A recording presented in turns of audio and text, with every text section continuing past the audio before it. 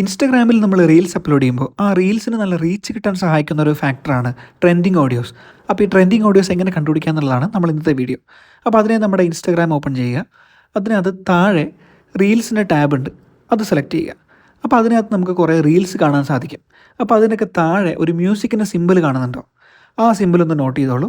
ഇനി നമ്മൾ റീൽസ് വേറെ വേറെ മാറ്റിക്കൊണ്ടിരിക്കുമ്പോൾ നമുക്ക് വേറൊരു ചിഹ്നം കാണാൻ സാധിക്കും, ഒരു ആരോ മാർക്ക്.